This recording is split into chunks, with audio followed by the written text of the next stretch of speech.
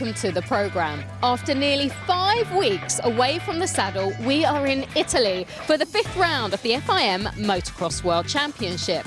And for the first time since 2016, we are here in the north of the country at the Città di Mantova racetrack.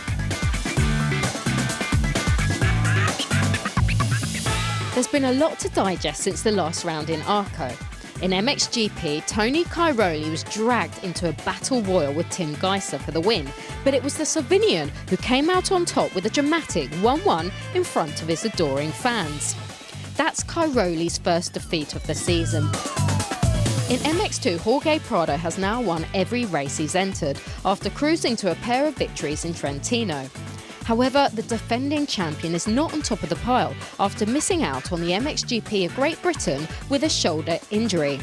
That honour belongs to Thomas Keir Olsen, who will once again be wearing that red plate with pride. Can Geiser continue to put the 9-time champion Cairoli under the most extreme of pressure? Can Thomas Keir Olsen continue his reign at the top of the MX2 standings? This is the Monster Energy MXGP of Lombardia.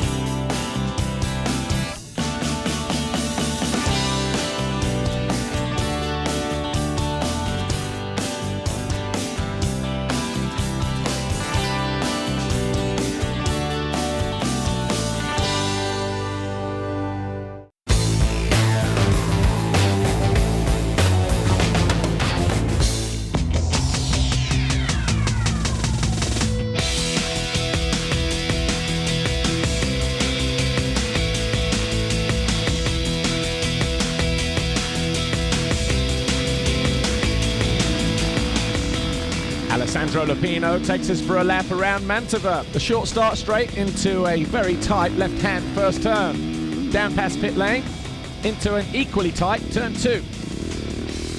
Exit the second turn over the iPhone double, and if you go to the outside here, the double jump in the middle of the straight is about 1 meter longer than it is if you take it to the inside. One single in the tight turn, that is turn 4.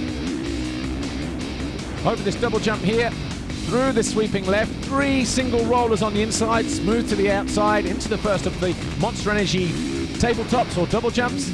The single here, and then we're right on the infield part of the racetrack. Very tight left, followed by a very tight right. Then the track just opens up ever so slightly over the city jump. Short little double, landing hard on the brakes. There'll be some braking bumps on the descent there.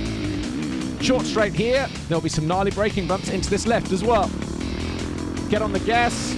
Not too much elevation as you hit this Monster Energy jump here, but there are some gnarly braking bumps into these turns right in the middle of the circuit. There'll be a choice of lines through there as well. This is where we can really start to open up the throttle. Short little tabletop, and then over the 26-meter long triple jump. Takes the riders through this dip and up the first of 3 inclines. Exit the turn, set yourself up for the next right-hander 180, and this whole part of the racetrack here linked together by 180 lefts and rights. A lot of passing will be done through this part of the racetrack throughout the course of the weekend. This hill not as steep as the last one, and as we exit the final right here and head back up, again, this one not as high or as steep as the other 2 hills on this side of the bank. Then we come through to the infamous wave section. This year we are going double, double, double, and then a single. Short straight into the final tabletop jump here into the final corner, tighter than usual. Then we have the Monster Energy finish line jump here. And then the riders then swing through onto the start straight to start another lap.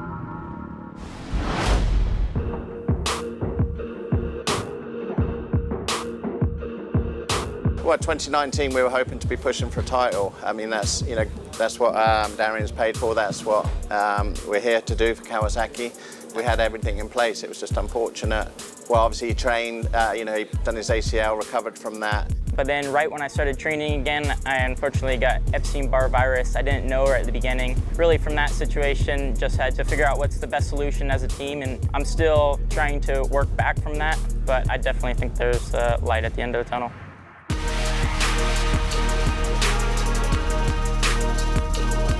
My teammate Darren's a really funny guy. I always laugh with him, but we not spend too much time together because he's based in Belgium. I'm based in UK. I met Gustavo this year. He filled in for me last year, so I mean it was cool to see the team keep developing. I went to his house actually in Brazil before Argentina, so that was cool to hang out with his family and everything, and it was really nice there.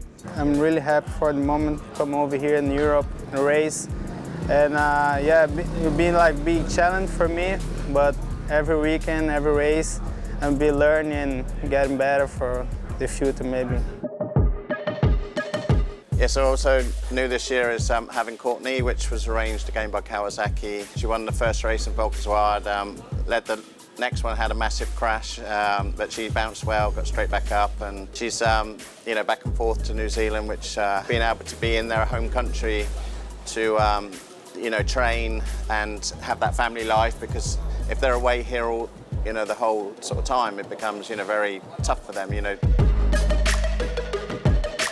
It's been really tough for me to be far from home, especially because the race normally I'm alone, and before always my dad with me in the race, but this weekend he come to watch me, so I'm really happy about that. Darian gave me some advice, and Steve, awesome. He's have a lot of experience in GP now, so he always gives me some advice on the track. It's really nice having him like my teammate. As I say, it's my 30th year this year. I think I've missed around about 12 GPs in the whole of that 30 years, and I still wake up every day with as much passion more passion now than ever before.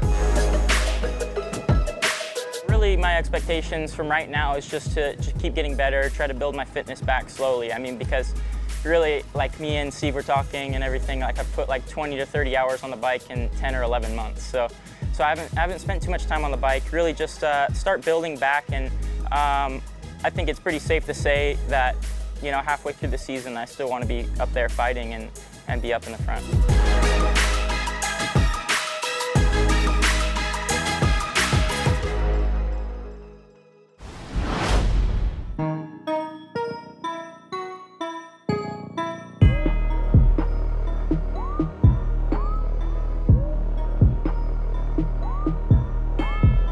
Last year was a really tough year for me, coming to European Championship into the MX2 class. I stopped a little bit after Imola to take a little bit holiday and rest a little bit.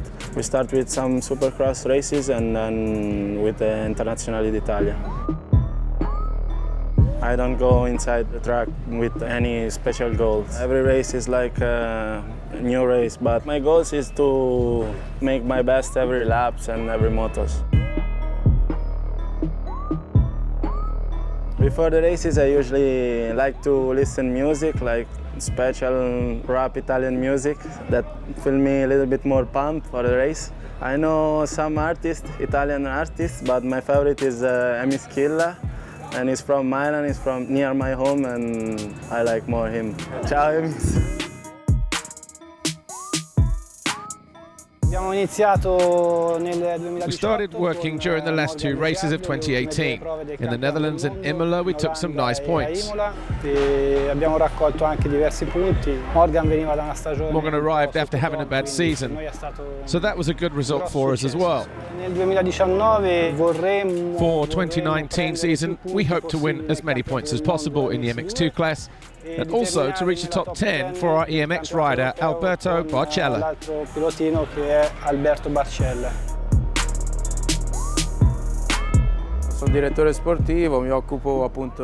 I'm a race director, and in this case I also work as a trainer for our riders. I give them some suggestions, and I share my experience. We believed in Morgan from the beginning as a good rising Italian rider. He won the European Championship 2 years ago, so for us, he has good potential. From my side, the only thing that's missing is the results. We hope at his home race to have a good result, and that will be helpful for him to move forward.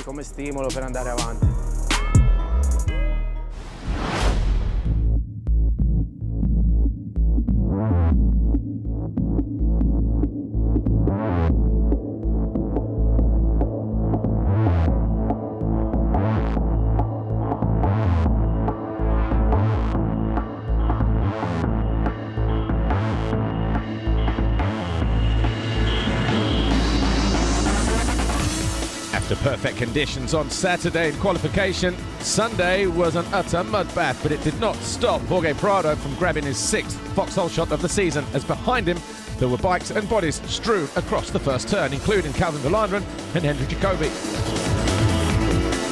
Tom Vial fell early on in the race, and behind him, so too did Alberto Ferrato. He would not pick up points in race 1. Iago Geerts made a good start, and he was sitting in 3rd place as he gave chase to the Italian Michele Chervelin. His teammate though, Ben Watson, fell, would eventually pick up 13th. Chervelin was looking good. Iago Geerts eventually moved by to take 2nd position around lap 5. And Chervelin tried to keep the young Belgian in his wheel tracks as David Puches also made the most of his good start. He battled with the championship leader and his teammate, Jed Beaton. Eventually though, Chervelin's luck ran out. The Italian was out of the race. Tom Vial was struggling in the conditions and would only come home in 23rd position, as Watson started to pick his way through the field after one fall too many. Olsen made use of the goggle lane for the first time in 2018, and that helped his cause to come home in an eventual 6th place. He wasn't the only one to come in for goggles. As Brent van Donnick retired, so too did Mikkel Hara. Iago Geerts was in good mood and in good form, but in the latter stages he was being caught by the number 14 of Jed Beaton. Darian Sanai wasn't so lucky. The bike at DRT Kawasaki rider would not score points either, but he wasn't the only one. Maxime Renault also felt disappointment in race 1. After going down at turn 1, Henry Jacobi eventually found his way past his teammate Adam Sterry to take 11th in the final stages. Sterry would finish 12th. Jed Beaton though was in fantastic form on the number 14, so too was his teammate in the latter stages. He bounced his way through to 6th just behind Vas Varsen, but up front it was all about Jorge Prado, the number 61, who took the win in race 1 from Geerts, Beaton and Puches.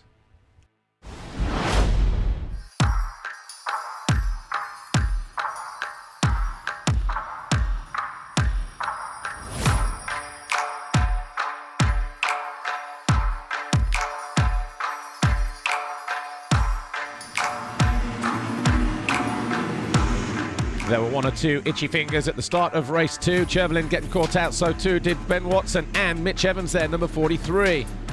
The 61 of Jorge Prado thought he'd grabbed the whole shot, but it was his teammate who bagged his 4th foxhole shot of the season, number 28, Tom Vial. Not so much carnage through the first turn this time though. But Prado did not need long to find his way past Vial. Before the end of the lap, the 61 was up front. Vial was there in 2nd, but behind him, David Puches, 46 on the Diga Procross Husqvarna. Thomas Olsen, the championship leader. Those two would change positions during the next couple of laps. And also in the mix was the 29 of Henry Jacobi. But not before Puches found his way back past Thomas Olsen to hold on to 3rd position momentarily. Olsen sensed an opportunity. He dove down the inside of the number 46 to make his move into 3rd place. Whilst behind them, the 29 of Jacobi was not too far away. He was in 5th place. He then ruffled the feathers of the young Dutchman, and at that stage knocked him off the podium in what was a very tightly fought contest indeed. Jacobi then thought he got the better of Vial, but then Jacobi started making one or two little mistakes that allowed Puches to go back through. Jed Beaton was right behind them as well, also in the mix. Somehow, Puches rode his luck on more than one occasion. Jed beaten though after a fantastic first race, crashed out heavily in Moto number 2 whilst in 6th place. He would eventually only pick up 17th place. Jacobi took one off-track excursion too many, and eventually the German was out of the race and out of 4th. The rider who sat 3rd in the championship would not pick up any points in race 2. It was a tough day at the office for all riders in MX2, but Jorge Prado danced his way to victory for another perfect day here in Italy. He has now won every race he's entered. He picks up his 4th Grand Prix victory of the season. Olsen, 2nd overall. Davy Puches on the podium for the first time in his MX2 career. That's some 4 years for the young Dutchman. 7 points now separate Olsen from Prado. Jacobi now slips to 3rd, but 43 points behind his closest championship rivals. But another fantastic day for Jorge Prado, but Olsen still holds the championship lead.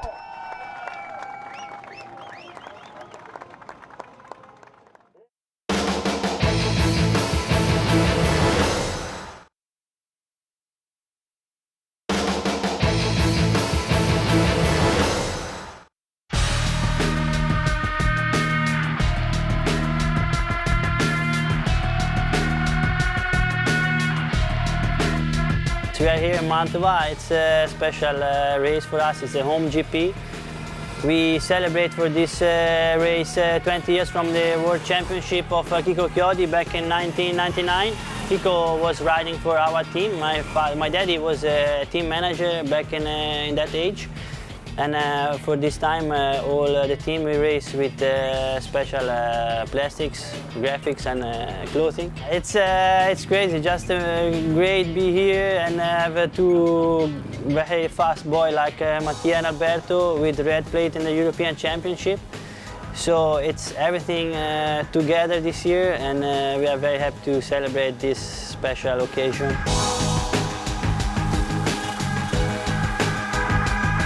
It's a good pleasure to be here, especially in the GP of Italy with Madi to show my champion bike, and that is a really good feeling. To compare now from 99, they changed a little bit, but it's not so different. So the bike is a bike. Of course, the suspension is not like the new one, but I think in the national championship it stays a really good bike. It's a pleasure to be a last champion with the Husqvarna. So, and now I hope also for Husky they win again.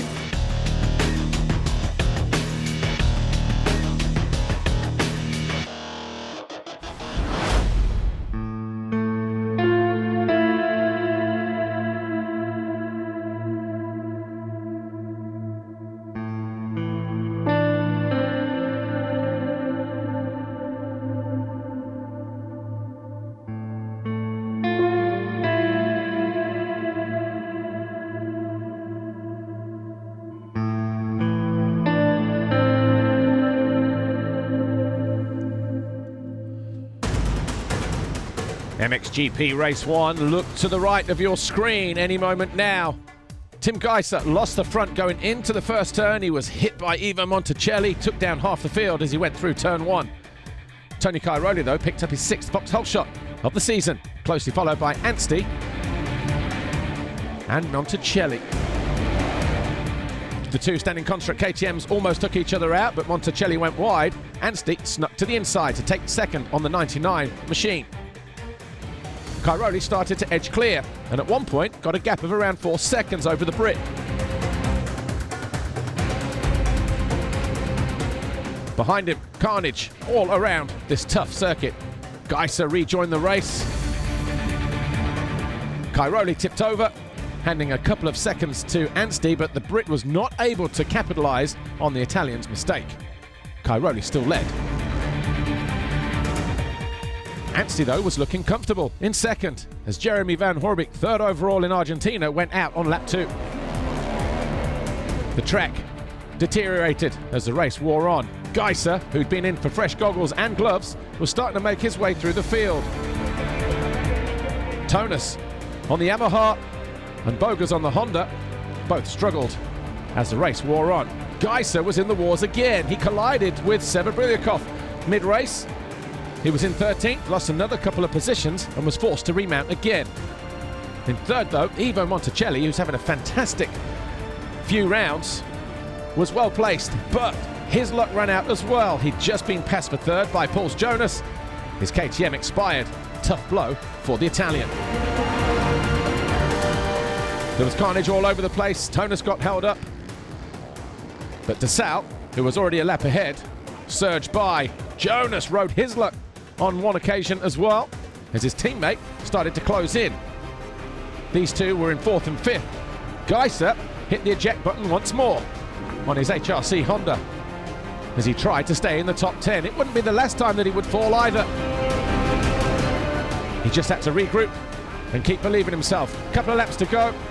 Arminas Jasikonis for Rockstar Energy Husqvarna surged by Ansi to push the Brit into fourth. Jasikonis was third. Jonas was second, but it was Cairoli who was victorious in race one.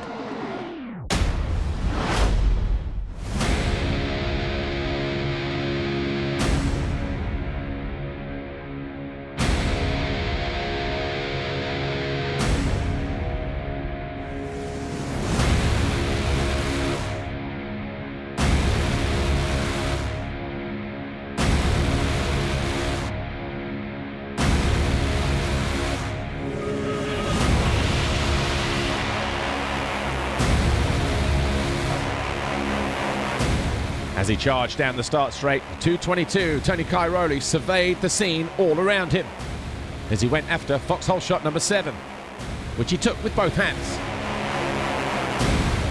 Ivo Monticelli fell going into turn 2 and would not rejoin the race. Cairoli started to open up a gap. Paulin was well placed in second, just ahead of Brian Bogus, the lead HRC rider. And another good start for the 41 of Pauls Jonas as Simpson and Anstey collided. Simpson would rejoin the race, but Anstey would not feature anymore. Geiser on a charge, found his way past Clement DeSalle to move into 6th. The Monster Energy rider coming back from a knee surgery. His teammate, though, went out on lap 9 from 9th place. Glenn Koldenoff on the 259 and Tim Geiser were involved in a race-long battle, but it would be the Dutchman that would win out. Cairoli stalled momentarily, but he always had everything in hand. His gap was getting bigger with each passing lap. Pauls Jonas was resurgent. He looked like he found his way down the inside of Brian Bogus, but the Honda rider won out, and Jonas was lucky to escape a crash at the midway point of the race. He clung on for third on his Rockstar Energy Husqvarna, number 41, the former MX2 world champion. Meanwhile, Tim Geiser was back to his usual tricks of race 1. He threw away the goggles, he rejoined the race. He didn't lose any track time though. He would eventually come home in 6th as the number 21 of Gauthier Paulin on the Monster Energy Wilvo Yamaha maintained a solid 4th position and was on course for a back-to-back podium. More problems for Geiser in the latter stages of the race. It was just one of those weekends for the winner of Trentino. Koldenoff and Geiser were never too far behind Paulin in the late stages of MXGP Race 2. As Sean Simpson went out, he would not score points. Tony Cairoli, though, was invincible here and made everybody else look relatively ordinary in what was a very difficult racetrack. A double moto win for Tony Cairoli ensured his 89th career victory. Pauls Jonas on the podium for the first time in MXGP with a 2nd and a 3rd, and 2nd overall. Paulin a 6th and a 4th. 3rd overall for the Frenchman, who maintains 3rd in the championship ahead of Jasikonis. DeSalle and Siwa advanced a couple of positions, and that was your podium here at the Monster Energy MXGP of Lombardia. Tony Cairoli giving the fans exactly what they came to see. He now has a 40-point advantage over Tim Geiser. Paulin 26 points further back as we head to Portugal, round 6.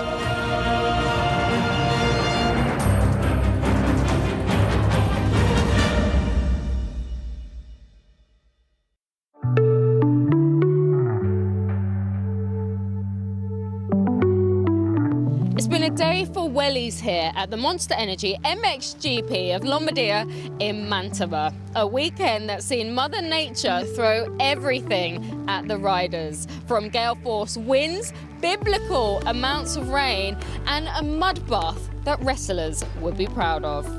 But swimming serenely above all of this was Tony Cairoli, making it 4 wins out of 5 this season in MXGP with a dominant 1-1, extending his championship lead over Geiser to 40 points. That despite his best Superman impression. KTM also dominant in MX2. Jorge Prado has now won every race he's entered in 2019. We'll now hose ourselves down as we get ready for the next round of this year's championship. We'll be hoping for a change of weather as we head to the Iberian Peninsula for the MXGP of Portugal. Ciao, ciao.